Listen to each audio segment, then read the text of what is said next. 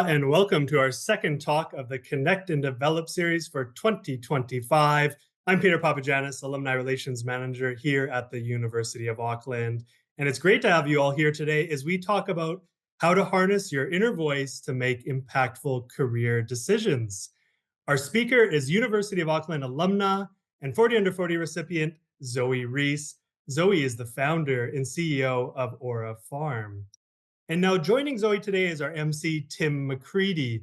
Tim works with corporates and government on strategy, innovation, and international engagement. He is also active in helping organizations navigate complex challenges. He is a regular MC and moderator at high-profile conferences, including the China Business Summit and the US Business Summit, and writes on business, trade, and geopolitics for the New Zealand Herald. He is also the convener of judges for the 2 Degrees Auckland Business Awards. And most importantly, of course, Tim just happens to be a University of Auckland alumnus. He has a Master's of Bioscience Enterprise in which he graduated with honors, and he also holds a Bachelor of Science. So on behalf of all of us here at the university, I'd like to say many thanks to Zoë and Tim for being a part of this series, and to everyone else. We currently have staff, students, and alumni online. So whether you are on your lunch break in Aotearoa, or getting home from work in the USA, or just starting your day off in Hong Kong, thank you for joining us. And over to you, Tim.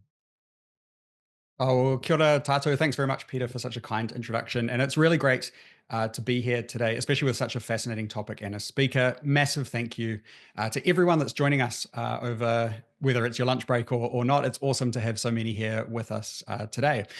Before I introduce Zoë, I want to make sure that everyone knows that this is an interactive webinar. So please make use of that Q&A function at the bottom of your screen if you have any questions that you'd like to put forward to Zoë. Also, make use of the upvote option if you see a question on there that you'd particularly like to be asked, and that'll boost the question up. And I will do my best to prioritize those when we get to the Q&A a little bit later on. But first, let me introduce today's speaker, Zoë Reece. Zoë has an engineering background. She studied a Bachelor of Engineering with honors at the University of Auckland. After graduating, Zoë worked in the quarry and construction industries before moving to the United States. And it was over there that she played a pivotal role in establishing the cannabis startup company Curaleaf and helping it to become the largest cannabis company in the world. Zoë ultimately decided to return to New Zealand so that she could start Ora Pharm, a Waikato-based health and wellness company developing high-quality, sustainably produced medicinal cannabis. Zoë is shaping Ora Pharm to become one of the strongest global players in the medicinal cannabis industry. It was the first New Zealand medicinal cannabis company to export a branded product to an international market. And since then, it continues to break barriers and make a significant impact in people's lives. And I know that from the conversations I've already had with Zoë in preparation for today, that she's a big believer in backing yourself and trusting your instincts. So I'm really looking forward to hearing her tell more about her career journey. So let's get into it. Zoë, over to you. Thank you, Tim, for that warm introduction. It's such an honor to be introduced by someone with such an impressive background in business and innovation. And thank you, everyone, for being here and coming to listen to me. I really appreciate your time, and hopefully I have something worthwhile listening to and learning from. So today I'm going to start off by giving you a bit of an overview of my journey so far and what brought me here, and then just share some of my learnings across my career, and then really look forward to hearing some of your questions and answering those. So I was privileged to be diagnosed dyslexic at age 13. I know that's a bit of a strange thing to say, but having dyslexia, it's something that 80% of people who have it don't actually get diagnosed while they're at school, or they go on through life and don't have that diagnosis. So with that, I was able to sort of get some special help and actually go through school and finish it. I struggled with a lot of school, but I absolutely loved maths and physics, and so that's how I ended up doing engineering at University of Auckland, and loved it there. And so after graduating, part of engineering is you do practical work, and I really loved that hands-on site-based work, and ended up taken a role over in Australia in the mining space for a construction materials company. And then after that, I moved into construction, working as a site engineer and site manager for a land development company, before moving on to being a project manager type role for a company that oversaw schools with their any capital projects. So needing a new playground, a new basketball court, a new classroom, you name it, that's what I'd look at doing. At that stage, in 2017, my then husband, my now husband, and I decided that we wanted to mix things up a little bit and see where the world took us. And so we bought a one-way ticket around the world. That's where when we landed in Boston, he was offered a role, and so we ended up staying there. And when I received my work permit, that's when I was offered 2 roles at the same time. One was as a project manager on the new Harvard Science and Engineering building, and the other one was working as a project manager again for a cannabis startup company. Now, everyone I spoke to thought this was a no-brainer. Take the Harvard job. But my gut, I knew that it wasn't aligned with me and what I wanted, and I don't feel like it would be the right decision for me and that I'd be happy there. So I ended up going against the advice of everyone and the pressure of everyone, and ended up taking the cannabis startup role. For me, it was a no-brainer, but from the outside, it probably everyone thought that I was crazy. And to be honest, from the outside, my career journey at this stage, I was still pretty young. I was mid-20s, and so to have gone through lots of different jobs in that time, people are saying, "Oh, you've got to stay in roles for certain time lengths, otherwise people will think that you're aimless and unemployable." But I just wasn't feeling the engagement. I wasn't getting that pleasure from the roles that I was in. I'd master them, and then there wouldn't be any more challenge. So that's when I'd look at moving on to the next site. So for me, I learned along that journey how I get really engaged and how I work in roles. And it comes back to something that happened, or a conversation that I had when I was younger with my dad. Growing up, Dad has always been very passionate about architecture. He's an architect. He's very passionate about it. And I remember so vividly one conversation I had with him where I asked him why he was so passionate about architecture. And it was the first time that he's actually stopped and considered his answer and then given me a very simple response, instead of just jumping in and giving his normal passionate lectures on things. And his answer was so clear, and it had such purpose, that stuck with me, and I've kept coming back to that a little bit in my earlier career, but as I've moved through that until now, that's really been my guiding light. So what he said to me is that he's so passionate about architecture because he gets to improve people's quality of life through design. He has a direct impact on that. And that was such a clear, simple purpose. And so obviously he's found something that he loves to do, but then he's applied that in such a purposeful way. And for me, when I was at the quarry and the construction materials, yes, we need stone for roads and concrete and all those sorts of things, but I wasn't feeling like I was directly able to influence that. And it wasn't really until I went to the project managing the school projects where I was able to return to the schools after a project was done and see how the teachers and the students, it had drastically improved their lives through having a new playground, through simple things that was able to take something off their plates, make it a much more enjoyable environment for them to learn and to teach in. And so that's really started strengthening there, and then moved forward.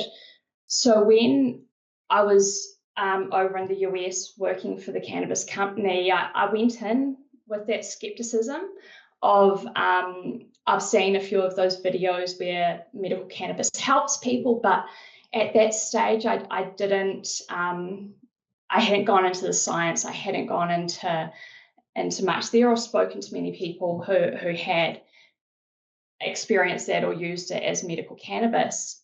And as I went along and as I grew and I was in charge of designing, construction and making operational of their facilities, I got to meet people that I worked with, as well as going into dispensaries or going into the different cultivation and processing facilities and talking to people. And the stories that came out of that really gave what I was doing purpose. It really helped to say, this is medicine, this helps people, and now let's go and get more medicine for more people. And then our visas ended up running out in mid-2019, and that's just after New Zealand announced medicinal cannabis regulations were coming up. And so that's when I decided to return home and start up Ora Pharm. Now, for me, coming back with this purpose and with this clear guiding light, you could call it, of how medicinal cannabis helps people, and my purpose is to help people, it's been so key in what we're doing and how we're doing it, and every decision that I make within the business. And it's really cemented what we're doing and how we're doing it. No matter where you are, no matter where you work, no matter what you do, you can have good days and bad days, but really having, when those bad days comes or when you have the ups and downs, knowing what that purpose is, knowing what those drivers are, really, really help to stay on track and mean that you don't take those quick wins and go off and lose credibility and lose sight of what you're doing and why you're doing it. It's also helped with the decisions of who I work with, who we bring into the business, and things like that. But it's not something that you learn that you have straight away and straight out of uni, or sometimes it takes a while to get there. And so what the key is to make mistakes, to go and to don't be afraid, go out there and make mistakes and see what can be done, because then you learn. And I think the key is everyone's afraid of making a mistake, but they're not excited about the learning from it. So instead of being scared of making a mistake, go out, and because what's the worst that's going to happen? Now, once you've made that mistake, you learn from it, and you don't even know that you're making a mistake at the time. One of the key things that we've started doing here at Ora Pharm has been a program called Deeper Signals, and bringing that into how we, when we've got staff and that, it's psychometric testing, but it's a short version. So at the end of the presentation and the Q&A, there's going to be QR code for a free version if you want to do it. We're not affiliated with them, we just use it, and it's a great program. But what that's done is it comes up with the core drivers and the core values of each of us and each of the people on the team. The idea behind it isn't that we've all got the same and we all need to be exactly the same, but it's each that we're different. And then we learn how we work and what we do together, and how that can kind of weave in to the bigger picture.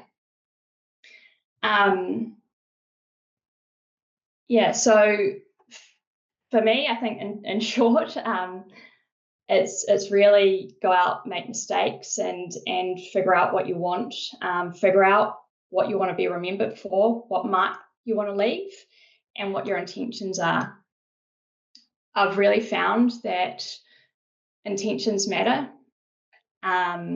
There's good days and there's bad days. Your career, anyone's career and life, it's not going to be easy. There's going to be hard times, but it's those hard times that really, once you get through those and once you learn, and having that guiding light and purpose and figuring out what it is for you, it really helps, because being a founder, it's hard. It's harder than any job that I've ever had, and then being a founder in such a new industry, that's even harder. And then being the only female founder in the industry, that's even harder. But it's exciting, and I've been able to keep on track because I've got that purpose, and then I've been able to learn at each stage and then apply those learnings and then come back and make new mistakes, and learn from those again and just rinse and repeat. It's when you stop, and it's when you stop learning, it's when you stop trying, that's when you're not going to move forward, and you're not going to improve what you're doing and everything that you're up to.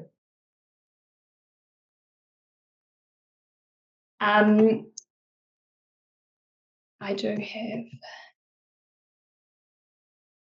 yeah. So anyway, that's most of that.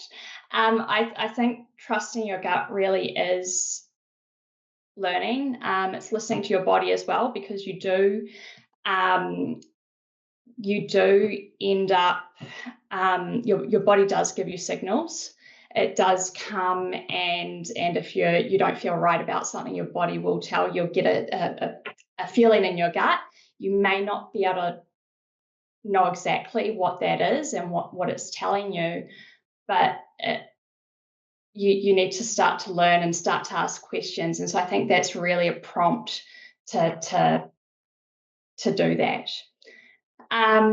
So being self-aware, making mistakes, understanding yourself, those are some really key things. And so what I will do now is pass over to Tim. If anyone's got any questions, if you just chuck them in the Q&A box, and then we can answer some of those.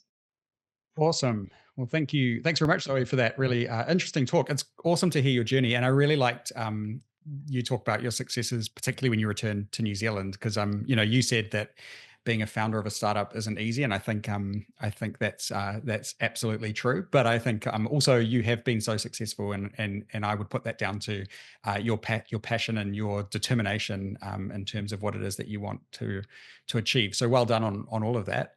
Please do continue to drop your questions in for those that are watching. Now's the time that we can put all of these things that you might want to cover off to Zoe.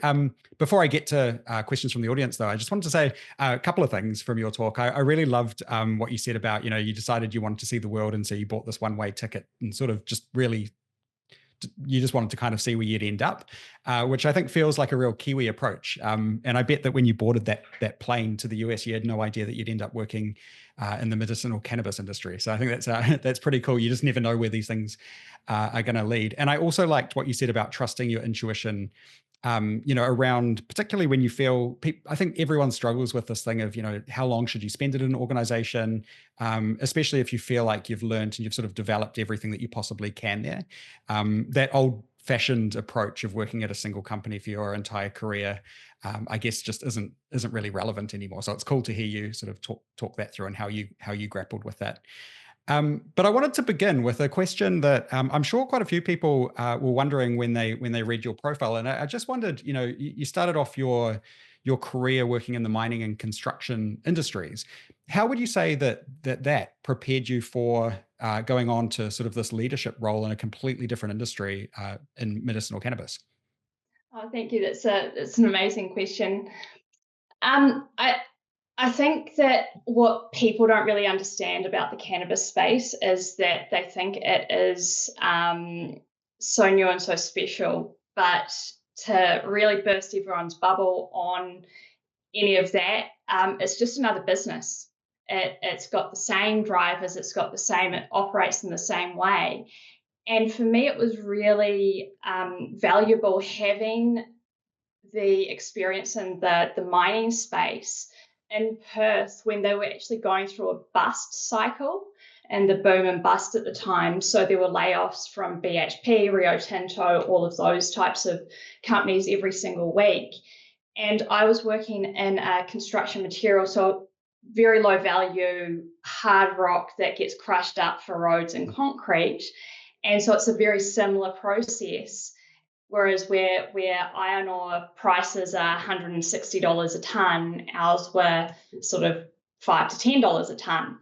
And so we were in this very lean, mean operation in a bus cycle for those bigger projects, which were used to much higher rates. And then that was really that helped me to understand that a business is a business and that you just need to get back to basics and treat it as such. You learn something from every single place you work, from the good and the bad. And I'd say you actually learn more from a bad manager than you do from a good, and those sorts of things. Not that what I don't have any of those, but you observe, and you observe how people work and operate, and at the core of it, humans are humans and work in that same way. Yeah, couldn't agree more with your comment too about learning more from a bad manager than a good. We've got a question that's come in that's already had quite a few likes that just asks around what your advice would be for someone who has been struggling to find a passion for themselves. What would you tell them? I would tell them to go out and try different things. And you don't need to go and drastically change everything that you're doing at once or anything like that. But if you enjoy doing something, or if you don't know what you enjoy doing, then just go out and figure it out. And once if you do it, if you have a hobby, or if you do something and you end up coaching soccer, or being part of a club in some way, and you enjoy it, try and work back from there to figure out why and what about that you enjoy, because there'll be part of it which is the actual tasks that you're doing, but there will be something behind that that really gets you excited and helps you out and can do that. Also, I mentioned earlier the deeper signals. So there's a free link to be able to do that at the end. And that helps you to understand yourself a bit better, what your drivers are and what your values are. And so then using those to kind of try and mold and figure it out. You're not going to have the answers. I don't have the answers for you, for everyone either. It's really just a go out there and try, see what happens, and keep asking questions, keep trying to learn. I think that people think that after uni you stop learning, but you don't. And that's one of the key things that we look for within employees, is that want to keep learning, that they've got transferable skills that can come over and bring that passion with them. Yeah, really good advice. I think also, your point to really think backwards about, what it is, what is it about particular hobbies and things that you really enjoy is a good one. And I always find that that actually sometimes you don't really allow yourself time often to really think that sort of thing through. So it's quite nice to allow yourself a bit of time, sit somewhere quietly without your phone, without a device, and without apps, to actually really think things through. Because I think, there's so much going on in people's lives that sometimes just you don't get a chance to really think deeply about that kind of thing. So I, yeah, really. I think also be kind to yourself. You don't need to have, I don't have all the answers. Tim, you don't have all the answers. I don't think anyone else out there does. So just see what you can do, like understand and learn and keep learning, and then keep asking questions, keep going in different directions or trying different things. There's no shame in giving something a go and then figuring out that you don't like doing it and changing. And for everyone who's at uni at the moment, you're not going to have all of the answers. You're not going to step out of uni into the job, into the company that you're going to be with forever. You're going to go through some ups and downs. You're going to go try new things. You might even go away and come back to that company, and just be fearless. Give it a go. What's the worst that can happen? Come up with contingencies, obviously, and work through a few things, but take a calculated risk sometimes. And sometimes we get so stuck in that not wanting to make a decision, not wanting to try something because we're so afraid that we just don't do anything. So yeah. Yeah, really good advice. Allow yourself to have a bit of to give something a go, right? I wanted to dig into something else that you said during your presentation. You said that you got to the US and you had these two sort of competing opportunities, I guess, and your intuition was telling you to go in one direction, but I guess some of the people around you probably thought that you should perhaps go in a different direction. How did you work that through, and I guess trust your gut that what you think is the right way?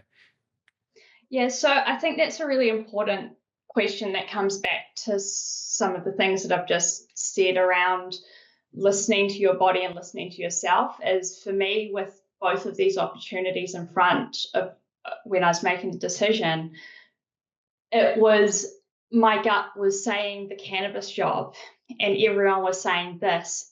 And at the time, I couldn't justify it and I didn't know. So then I ended up going and doing an actual pros and cons of both of the roles and both of that. And it turned out that the only pro of the Harvard job was that it was Harvard, and the only con of the cannabis job was it was cannabis. And a lot of the stigma around that. So then that was the tool that I was able to use to justify my decision, to justify why I was going against the grain and doing something completely different. And then since I've taken that and since I've gone with started Ora Pharm is wanting to destigmatize what there is around medical cannabis and really do that in a way where there is a scientific approach, that there is continuous improvement, that there is this does help us in different ways. What are the mechanisms, and actually finding those out. So not just being like, yep, let's just go and sell a product and tell everyone it works, but actually finding out what it works for and going through that. Having that strong science background or strong engineering background has really influenced how I feel about that one. It's interesting what you say about the sort of the stigma around, or what perhaps used to be the stigma around the medicinal cannabis industry. Did you find, because I guess at the time that you were over there in the US working to create this company, it was still quite early on in the medicinal cannabis kind of evolution, and now it's such a vibrant industry in New Zealand, and we've got lots of success stories like your own. But did you find when you talk to your peers and your family back in New Zealand about what it was you were going to step into, did you find that you sort of had to talk people through why it was that you made that choice? There was a lot around why I made that. Everyone thought I was crazy in making that, and my mum was one of them. She then came to visit over in the States and stayed with us, and I brought her into work, and it was so funny watching her. I think it was so funny watching everyone come to the head office and come to where I worked, and they have these stigma of this is cannabis, so it's a bunch of people kind of sitting around. But then they came, and it was just like any other corporate office in America and New Zealand and anywhere around the world. And so it was really great to sort of see that change in their mind, and that this is, and having that science back it up really will help to kind of destigmatize things and show that we can then go through and say, hey, we can prove that this helps to manage this condition in this way, and give that evidence to doctors. So that's really exciting next steps of where we're going. There's been a few questions that have come through, and I have a couple as well around kind of the business side of what you do. So let's cover off some of those now. There was, well, actually, in a similar vein, around destigmatizing medicinal cannabis. Someone asked, what are the biggest challenges when it comes to attracting investors in this space? Are there challenges, and what are they, and how do you work around them?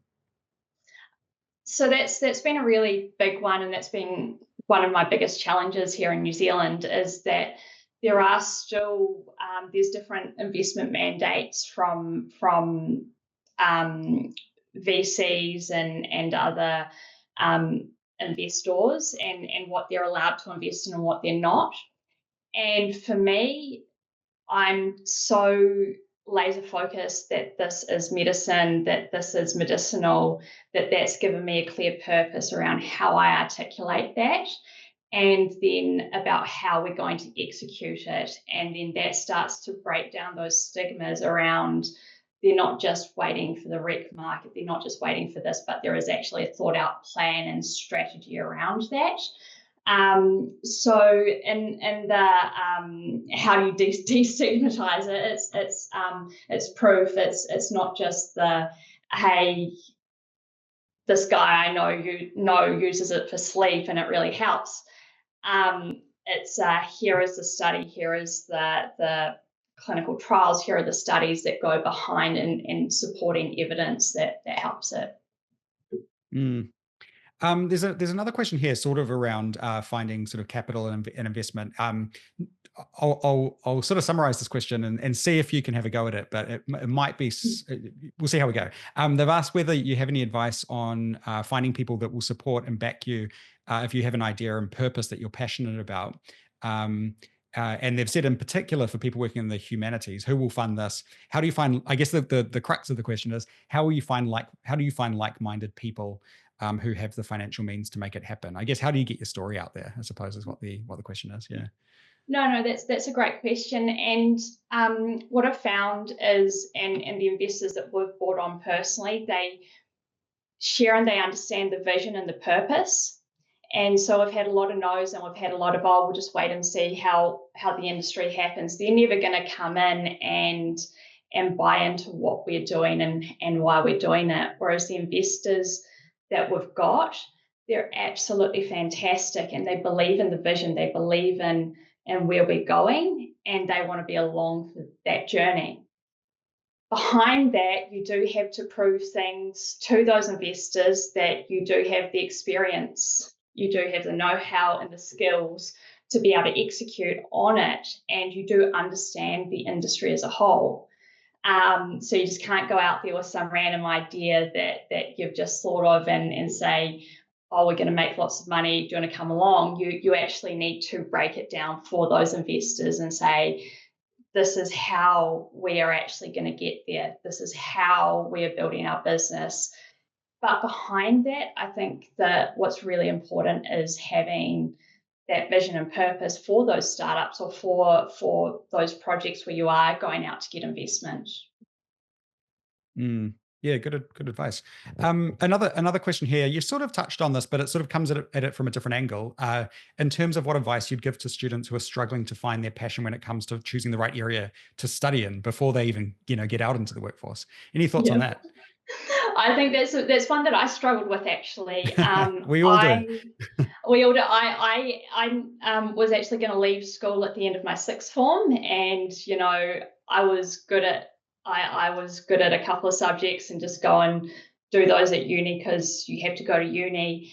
And then my physics teacher, we're at parent teachers, and my physics teacher said to me, "Oh, but why would you do that? You're going to be an engineer." And he said that with such conviction of, why don't you already know that? That kind of helped me pivot.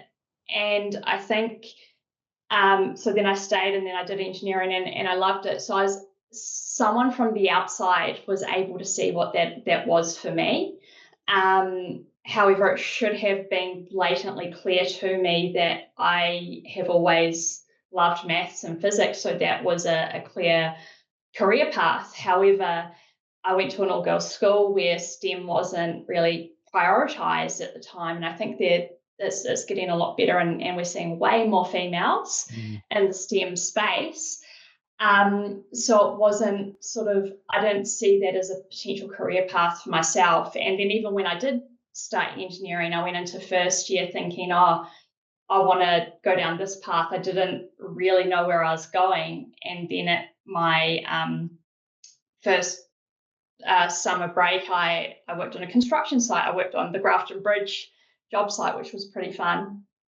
And within that, I found that I loved the on-site problem solving. Then as I went through my degree, in my last year, I ended up working in a design office. And as much as I loved the mental challenge of it, it didn't get me excited. It didn't get me passionate, because I love that problem solving of those things that are going wrong right now and need a path forward right now. So that's how those things navigated me. And so for everyone else, it's asking family members, teachers, professors, where they see you. It's figuring out, it's going and doing jobs, it's interning, or if there's something you think that you might want to do, just go and approach businesses and say, hey, I'm kind of considering this as a career path, or I'm considering this. Do you mind if I come and hang out for a day or two and just see what's involved and see if it's exciting to me? And the amazing thing I found about New Zealand coming back here is that you go out and you ask for help, you ask for advice, and people want to give it to you. People want to help you. And that's such a cool thing to have. And I've always been so independent and fiercely independent. I'm horrible at asking for advice. And so each time I have, and so it gets me more confident to reach out to people, and that what you're doing, you're not alone. And everyone's been trying to figure out where they are. And so just go out and give it a go. Yeah, great advice there. I think also, the university puts on so many different different opportunities to network and sort of hear about industries and things, including these webinars. So I think getting involved in as much of that as possible is a great thing to do as well. There's still quite a few questions in here, so I might, in the last, so we've got about sort of 5-6 minutes. I might move to a sort of a more rapid style Q&A. There's a really great question in here from someone that's struggling to find a role at the moment, and has been out there doing the right things, learning, asking questions, reaching out to lots of different people, but is finding it hard to kind of keep fighting the insecurities and the self-doubts. And I mean, it's a really tough time at the moment in the job market, but I can understand where this person's coming from. It's hard to get knocked back so often. What advice would you have for that person or anyone in that situation? It is, and it is so hard. I would say, what's the worst that can happen? Putting yourself out there, what's the worst that can happen? And also to not take things personally. If you get no's, it generally has nothing to do with you. It has nothing to do with that. And so then if you take out that, taking that personally, then you keep going, and you keep, and actually your failures, your things that go wrong in your life, they make you who you are. They make you stronger. Especially if you keep coming back, you keep going, you keep pushing. It's so when you're like, oh, I can't do, and walk away, that you do get to a breaking point at times. But I'm here because of all of those no's, and I've had a lot. I've had more than you could ever think of. And so yeah, just keep going, believe in yourself. Yeah, good advice. Great advice. Always good to remember that. Another question here from Georgie has said that that idea of following your gut and it led you to your current career. That's great. But is that something that you've always had? That trust and that risk taking part, or do you think that took some time and experience to kind of grow that enough to really lean into what it was you were thinking? It takes time. It really takes time. You don't have it straight away. You may make decisions, and you make the wrong decision. You make the wrong calls, but you try things, and then you're like, oh, that doesn't work, and then you figure yourself out. So I don't think any of us are really born with it. For me, I think it's I never knew the reasons why I'd make calls. And so then it was just questioning why and working that out and listening to, oh, something doesn't feel right about this and why it doesn't feel right. Or, oh, something does feel right. Why does it feel right? So you just need to keep learning, keep giving things a go. And that will help to, over time, build that gut feeling that you get that will be able to tell you the answer before you logically know what that answer, why you have and how you've got to that place. Yeah, really, really good point. There's another question here around how do you reconcile fear of income loss when you're making those career sort of changes? I guess that period of uncertainty when you're not quite sure what the next step's going to be. Particularly, I suppose the obvious one for you is when you decided to come back to New Zealand and create this startup company, which is such a big undertaking. How do you grapple with that? Yeah, it's some hard. might say crazy. It is hard. It is really hard, and it hasn't been easy. And I haven't paid myself for most of the time, so it's I've been lucky personally to have such a supportive partner and family that have supported when the times have. But that is a big jump. I have also had times where I knew that the role wasn't for me. I was struggling with it, and so I left without having something to go to, and that includes the staying in Boston because I wasn't able to work for 6 months.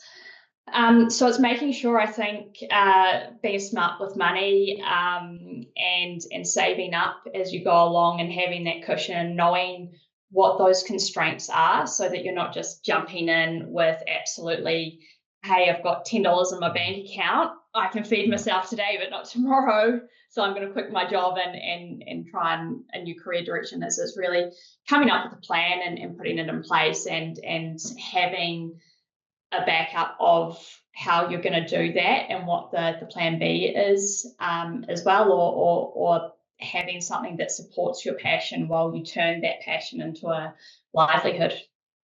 Yeah. And just perhaps final question from the audience. I don't know how much you can talk to the cost of the pharmaceutical industry, but someone has said that they have been using THC drops for restless leg syndrome. It's very expensive at the chemist. Are there less expensive ways to legally access the medicine? What would you say to that? I would say New Zealand has amazing regulators, which sounds very weird. I've always said this and so they're wanting to make this more affordable and they're working towards it. It hasn't always been cheap and it's still probably not where the ideal one is, but we're working towards that. We want to get to that place. And there are different support systems out there, and I think different insurance companies are helping, and there are different access to. But once we get clinical trials in place, then hopefully we can work towards getting some Pharmac approved medicine and make it a bit cheaper for everyone. That's brilliant. And we're just coming up against time, but in one sentence, I just wanted to close with one quick question. If you could go back to your final year of university and give yourself one piece of advice in one sentence, what would that be? Be fearless. Go out, try and learn. Yeah, sums it up. Perfect. Hey, look, thank you so much, Zoe, for such an engaging talk. And thank you to everyone online that asked questions and for your attention and participation. We're going to put up on screen now the QR code that will link to the site that Zoe spoke of at the end of her talk. So if that's a tool or a resource that you think could be helpful for you, please do take advantage of that. Today was the second webinar of the 2025 series. Make sure you look out for details about the third talk on the Connect and Develop site and register for that one when it comes up. This series is brought to you by the university's fantastic mentoring platform, Alumni Connect. And I encourage you all to use the link on the screen to create a profile and start connecting with others in the university community for career support, advice, and opportunities. There is also a career coach on the platform to provide expert help when you need it. So we look forward to seeing you at the next talk. Have a great week, everyone.